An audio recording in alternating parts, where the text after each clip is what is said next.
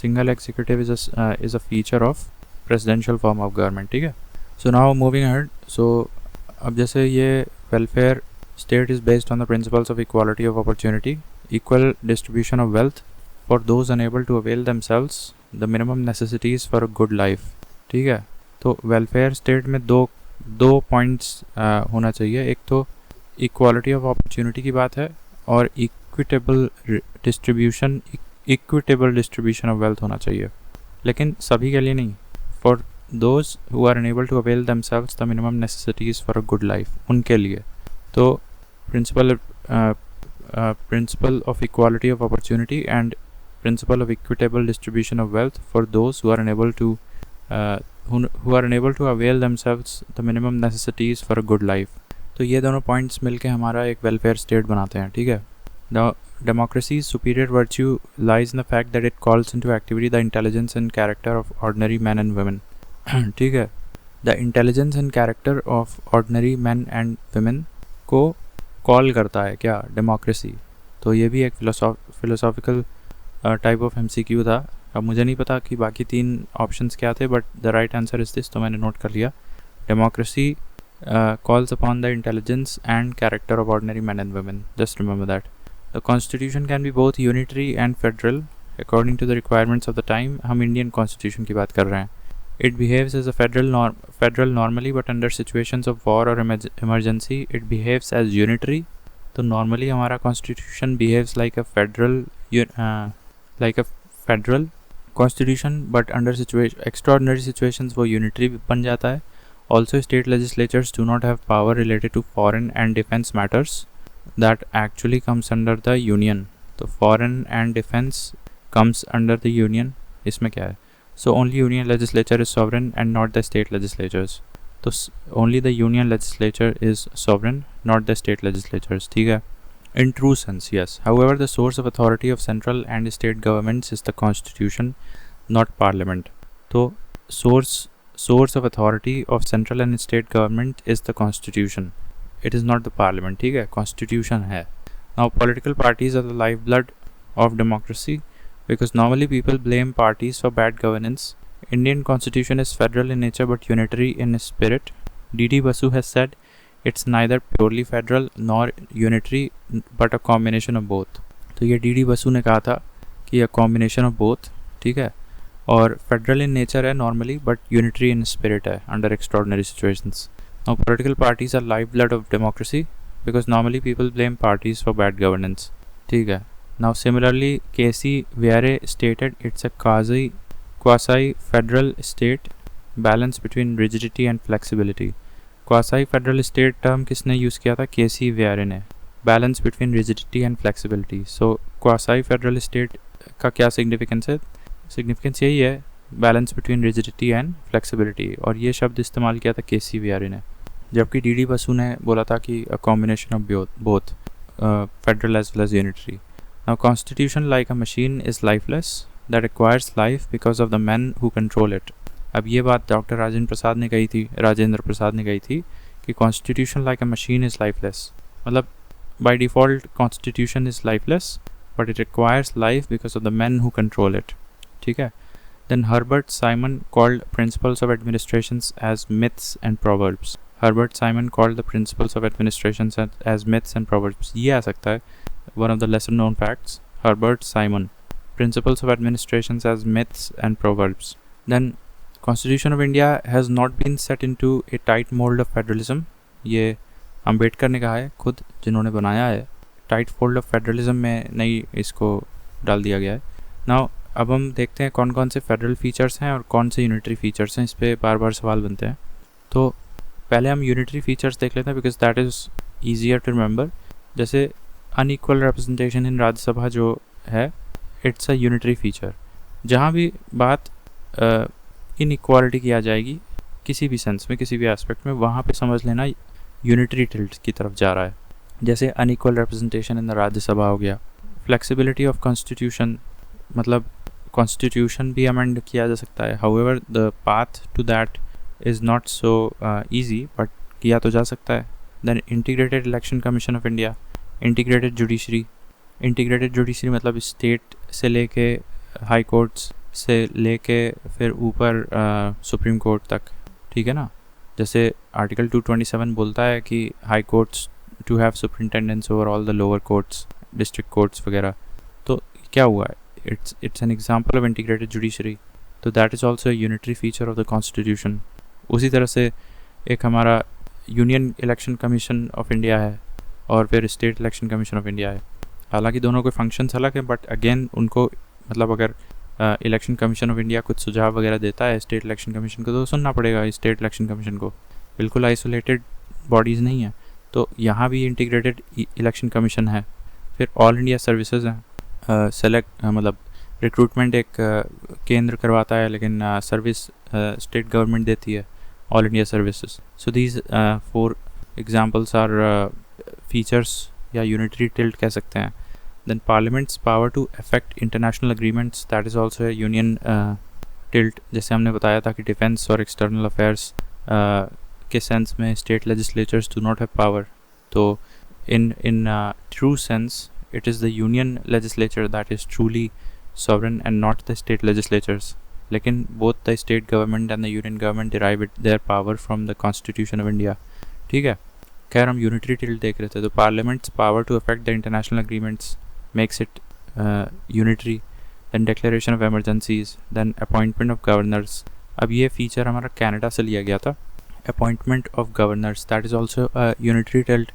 Then single citizenship, that is also unitary feature. तो इनके अलावा कुछ भी होगा तो that will be federal feature. अब रिटन कॉन्स्टिट्यूशन है तो that is a federal feature, ठीक है। Division of powers between centre and the states, फिर इंडिपेंडेंट एंड फ्री जुडिशरी, ठीक है, इंडिपेंडेंट एंड फ्री जुडिशरी। अब देखो इंटीग्रेटेड जुडिशरी जब आ जाएगा तो फिर वो यूनिटरी फीचर हो जाएगा, लेकिन इंडिपेंडेंट एंड फ्री जुडिशरी जब आ जाएगा तो फिर वो फेडरल फीचर आ जाएगा। फिर बाई कैमरल लेजिस्लेचर है और division of powers between centre and states है। Supremacy of the constitution of India and rigid constitution, ये फेडरल कैरेक्टरिस्टिक्स हैं। Then distribution of powers between centre and the states, ये तो हम कर चुके हैं। फिर रिटन कॉन्स्टिट्यूशन, तो ये कुछ मतलब कोई भी ईजिली कंफ्यूज हो सकता है, इसीलिए मैंने यूनिटरी पहले बता दी है। तो यूनिटरी के अलावा कोई भी अगर आ जाएगा, जैसे रिटन कॉन्स्टिट्यूशन में कन्फ्यूजन हो सकता है। रिटन कॉन्स्टिट्यूशन है, रिजिड कॉन्स्टिट्यूशन है, इंडिपेंडेंट जुडिशरी है, बाई कैमरल लेजिस्लेचर है, supremacy of the constitution of India है। तो ये सब फेडरल फीचर्स हैं, ठीक है। Distribution of powers between centre and the states, ये सब फेडरल फीचर, ठीक है। Moving on. So Granville Austin ने क्या कहा था, describe the Indian constitution as cooperative federalism. It is no rule that large countries go for unitary method. He also said that constituent assembly was Congress and Congress was India. तो ये शब्द बस याद रखो, कोऑपरेटिव फेडरलिज्म। इंडियन कॉन्स्टिट्यूशन को cooperative federalism से कौन relate किया था, ग्रेनविल ऑस्टिन। और उन्होंने एक चीज़ ये भी कही थी कि constituent assembly was Congress and Congress was India, ठीक है। Moving on. In their nationalist reaction the founding fathers of the constitution of India tended to minimize the importance of minority interest. ये आइवर जेनिंग्स ने कहा था कि founding fathers of constitution tended to minimize the importance of minority interest. It is an agreement of free will to be terminated by free will, ठीक है। ये नेहरू ने बोला था regarding the maintaining relationship between the commonwealth. It is an agreement of free will to be terminated by free will, ठीक है। The rural system in India is a tiny republic, ये Charles Metcalfe ने कहा था। Again ये सब questions बन जाएगा तो गलत हो जाएंगे, बहुत माइन्यूट चीज़ें हैं। The rural system in India is a tiny republic, ये सेंटेंस चार्ल्स मेटकाल्फ ने कहा था। Now there were 15 women members in the Constituent Assembly, ये बहुत इंपॉर्टेंट है। 15 women members थे कॉन्स्टिट्यूएंट असेंबली में। The preamble is aimed to secure justice. अब जस्टिस भी कैसा, socio economic and political, liberty of faith belief worship thought expression, ये तो पूरा याद होना चाहिए। Liberty of faith belief thought worship and expression, या जिस भी ऑर्डर में बोलना चाहो, liberty of faith belief worship thought expression. और जस्टिस की बात करो तो फिर सोशियो इकोनॉमिक पॉलिटिकल, और इक्वालिटी की बात करो तो status of equality of status and opportunity. And fraternity की बात करो तो ensuring dignity of individual plus unity and integrity of the nation. तो फ्रेटर्निटी की अगर बात करें तो 3 शब्द आ रहे हैं, डिग्निटी ऑफ द इंडिविजुअल और unity integrity of the nation, ठीक है। तो पूरे प्रीएम्बल को अगर एकदम डिकोड करोगे तो आपको लेटर ऑफ द प्रीएम्बल में ये मिलेगा, ठीक है। तो जस्टिस की अगर बात कर रहे हैं तो सोशियो पॉलिटिकल इकोनॉमिकल और liberty of faith belief worship thought expression ये मिलेगा। जब liberty of faith belief worship thought expression ये हो जाएगा, then equality of status and opportunity हो जाएगा। एंड फ्रेटर्निटी की अगर बात करें तो dignity of the individual comma unity and integrity of the nation. तो ये है प्रीएम्बल। और 15 वुमेन मेंबर्स थे कॉन्स्टिट्यूएंट असेंबली में, ये भी बता दिए। ये स्टेटमेंट्स फिर से बता दे रहे हैं। The rural system in India is a tiny republic, Charles Metcalfe. It is an agreement of free will to be terminated by free will. Nehru's statement regarding maintaining relation with the Commonwealth, and the founding fathers of Constitution of India tended to minimize the importance of minority interests। ये बात बोली थी Ebert Jennings ने, और Granville Austin ने बोला था कि इंडियन कॉन्स्टिट्यूशन एक तरह का कोऑपरेटिव फेडरलिज्म है, and constituent assembly was Congress and Congress was India. ठीक है। Now the ideals and objectives outlined in the preamble have been further elaborated in DP directive principles of state policy, fundamental rights and fundamental duties. मतलब preamble को आप कहाँ और descriptive वे में देख सकते हो, तो फंडामेंटल राइट्स और ड्यूटीज़ में तो देख सकते हो, डीपीएसपी में भी देख सकते हो। The preamble describes the aims of governance and helps to give a judicial meaning to our constitution of India. ठीक है। तो प्रीएम्बल के देखो, प्रीएम्बल के दो पर्पस हैं, या यूटिलिटी आप कह लो, एप्लीकेशंस कह सकते हैं। एक तो प्रीएम्बल का विस्तृत डिस्क्रिप्टिव सेंस आपको मिलेगा फंडामेंटल राइट्स में, फंडामेंटल ड्यूटीज़ में और directive principles of state policy में। दूसरी क्या यूटिलिटी है प्रीएम्बल की कि it helps to give a judicial meaning to our constitution of India. ठीक है। Then 13th December 1946 objective resolution moved in the Constituent Assembly by Nehru, I think, and 22nd January 1947 objective resolution was adopted by the Constituent Assembly. Constitution was adopted on 26th of November 1949 and enforced on 26th of January 1950. तो 3 तारीख यहाँ पे काफ़ी important है, in fact 4 तारीख important है। जो objective resolution कब ले आया गया था नेहरू के द्वारा, that was 13th of December 1946, and उसको अडॉप्ट कब किया गया था, so that was 22nd of January 1947। ठीक है। Objective resolution was adopted. Okay. Then 2 चीज़ और इस सिलसिले में आपको रिवाइज़ करना चाहिए कि नेशनल एंथम कब अडॉप्ट किया गया था और नेशनल फ्लैग कब अडॉप्ट किया गया था। ठीक है। नेशनल एंथम कब अडॉप्ट किया गया था और नेशनल फ्लैग कब अडॉप्ट किया था, इनका देख लेना। तो आगे बढ़ते हैं। Sovereign socialist secular democratic Republic, जब हमारा कॉन्स्टिट्यूशन बना था तो सोशलिस्ट, सेक्युलर और इंटेग्रिटी ये वर्ड्स नहीं थे। इनको ऐड किया गया था प्रीएम्बल में by the 42nd constitution amendment act 1976, और जब ऐड कर दिया गया तब जो हमारे कॉन्स्टिट्यूशन में सारे टर्म्स आते हैं तो वो sovereign socialist secular democratic Republic, ये हमारे सारे वर्ड्स ऐड करने के बाद आ जाते हैं। दैन KM मुंशी, इन्होंने एक किताब लिखी थी पॉलिटिकल हॉरोस्कोप, किताब नहीं लिखी थी इन्होंने प्रीएम्बल को पॉलिटिकल हॉरोस्कोप बोला था। पॉलिटिकल हॉरोस्कोप ये KM मुंशी ने बोला था। ठीक है। The principle of equality is largely confined to eradicating special privileges. ठीक है। अ कमिटेड जुडिशरी क्या होती है, is one which never goes against the government's policy. तो it is actually not a very good word. Committed judiciary is one which never goes against the government's policies. Then Bommai versus union of India, ये case landmark case हुआ था। सो इसमें मेरे ख्याल से 356 is presidents rule which cannot be misused and must be approved by the parliament, whereas previously in the Beru Bari case 1960 preamble was not considered part of the Constitution of India. Later in Keswanand Bharti case 1973 preamble became part of the Constitution of India. However, it is non-justiciable, so if question asks which judgment made preamble a part of the Constitution, ideally it should be Keswanand Bharti case, but if that is not in the options then Bommai case. ठीक है।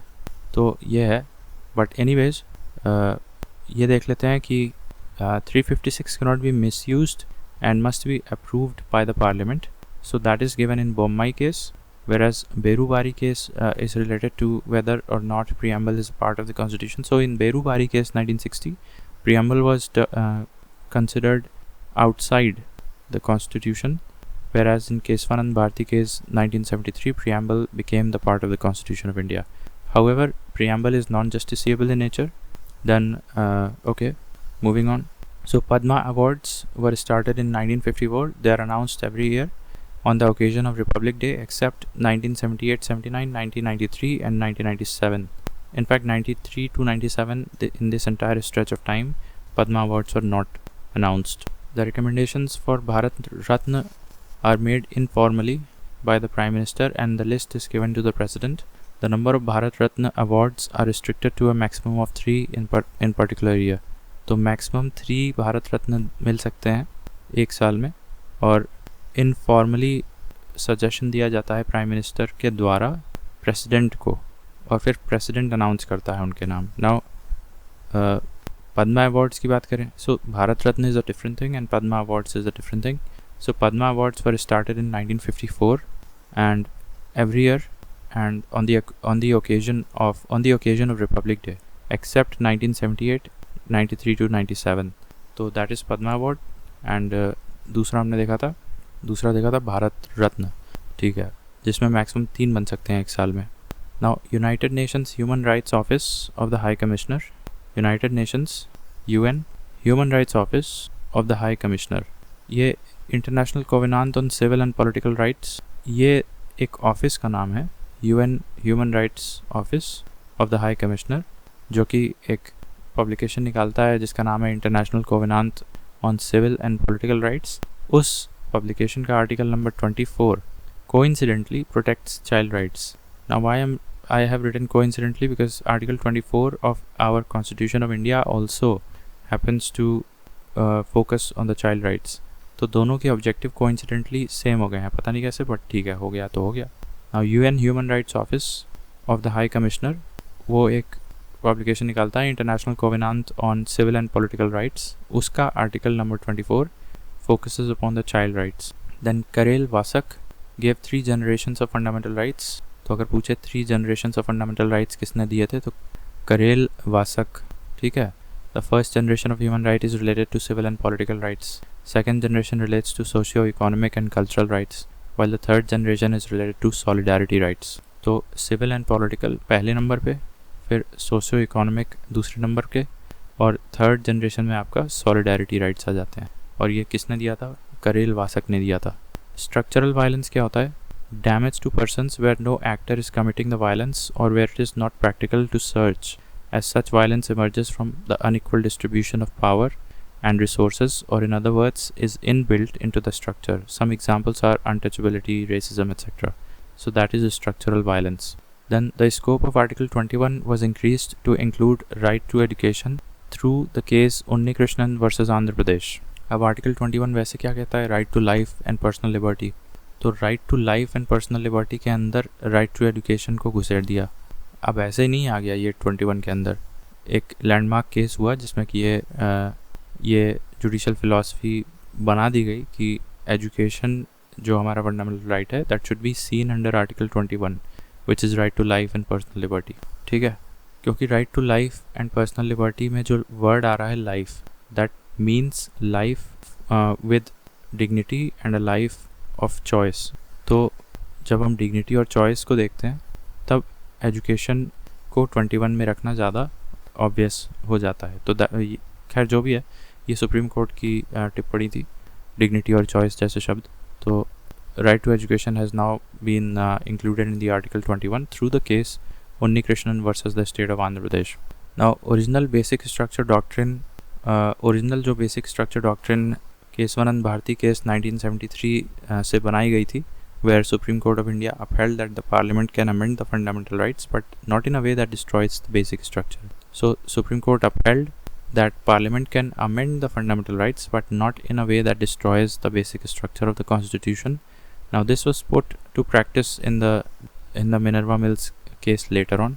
अब ये कुछ landmark judgments हैं, जैसे Gopalan versus state of Madras 1950,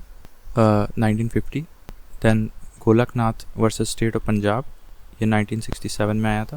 then Keshavananda case तो सब जानते हैं 1973, and Minerva Mills case 1980, and Chameli Singh versus state of Uttar Pradesh, ये right to livelihood under 21 also includes right to shelter.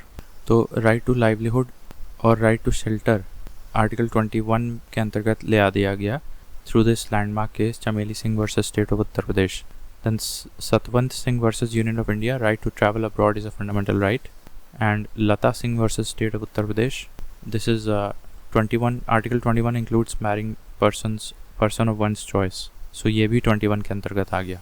Then Puttaswamy, Justice Puttaswamy, who is a retired judge, Justice Puttaswamy versus the Union of India, included the right to privacy in Article 21. तो मैंने यहाँ पे चार articles, चार situations हैं जो कि article 21 में डाल दिए गए थ्रू सम लैंडमार्क जजमेंट्स। तो एक तो ये है कि marrying a person of one's choice, that was added under article 21 through the landmark case justice Puttuswamy versus the union of India. I am sorry, that was not justice Puttuswamy, that was Lata Singh versus state of Uttar Pradesh. Lata Singh versus state of Uttar Pradesh, marrying person of one's choice, that is put under Article 21. Then Justice Puttaswamy versus Union of India, उनकी इस case के वजह से right to privacy is now seen under Article 21. Then Satwant Singh versus Union of India, इस case में right to travel abroad became a fundamental right. Then Chameli Singh versus the state of Uttar Pradesh, right to livelihood and right to shelter, ये Article 21 में डाल दिया गया। बाकी इससे पहले जो हैं गोपालन तो 1950, so गोपालन versus state of Madras 1950, Golaknath versus state of Punjab 1967, Kesavananda Bharati case 1973 and Minerva Mills case 1980। Through a landmark judgement Randhir Singh versus union of India, construing article 14 and 16 in the light of preamble, socialist and article 39D, equal pay for equal work should be treated as a fundamental right where unequal scales of pay based on irrational classifications are in practice। फिर से बता रहे हैं, Randhir Singh versus union of India, construing 14 and 16 in the light of preamble, socialist and article 39D, equal pay for equal work, should be treated as a fundamental right where unequal scales of pay based on irrational classifications are in practice। मतलब article 14 as well as 16 को हम fundamental right की तरह should be treated as a fundamental right, ठीक है।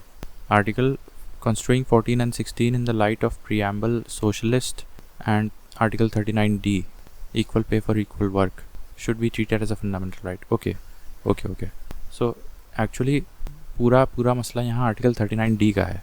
Article 39D को eight times fundamental right का दर्जा मिल सकता है अगर उसको आर्टिकल 14 and 16 के बैकड्रॉप में देखा जाए और प्रियम्बल के सोशलिस्ट वर्ड के साथ देखा जाए। तो article 39D, which states equal pay for equal work, should be treated as a fundamental right. That is the entire story.